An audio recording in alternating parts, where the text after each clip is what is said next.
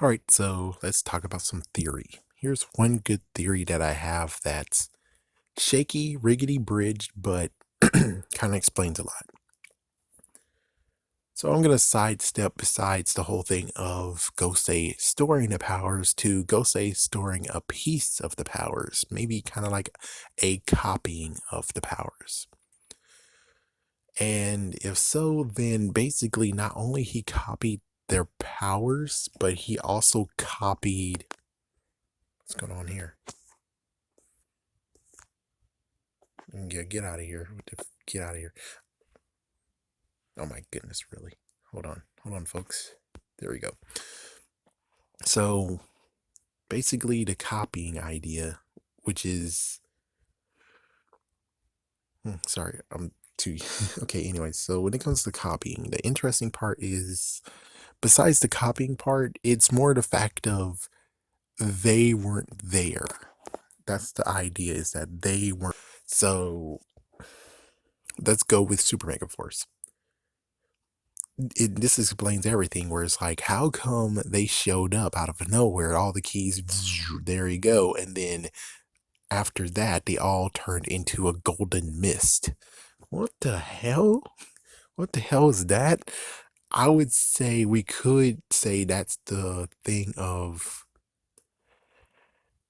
they weren't actually there, even though some of them were there. It it kind of boggles the mind, but I don't know. It's hard to freaking say anything on that, where it's like it's easily able to be debunked. But just hold on. Let's say that all the Rangers were actually not even there. The only messed up part is the whole Tommy issue, where all the forms that Tommy had weren't there, which is like, this is stupid. But even so, it would have worked out perfectly if we could just say there were copies. And well, when they disappear, they disappear.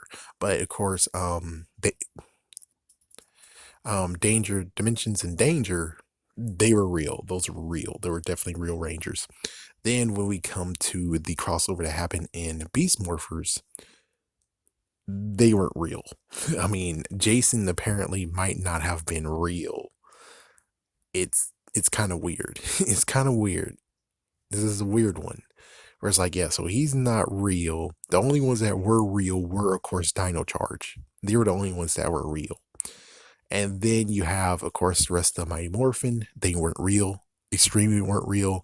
And then there were Dino Charge. Dino Thunder, sorry. Dino Thunder weren't real. Extremely weren't real.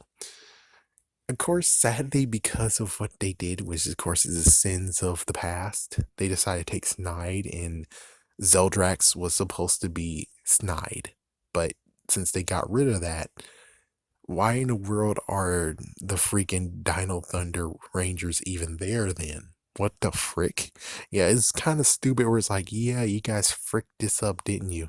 You fricked this up real good. That's messed up. You fricked this up very badly. But it's not really a theory. It's just a thought. Is what if they weren't actually real?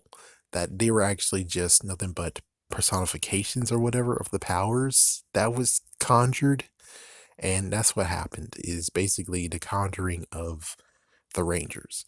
When the whole world was in danger of Super Mega Force, all the keys actually went into identities. Of course, it doesn't help that many people came to the rescue to help. Like Tommy showed up, TJ and Cassie showed up. There's many others that showed up. That's like, well, that breaks everything.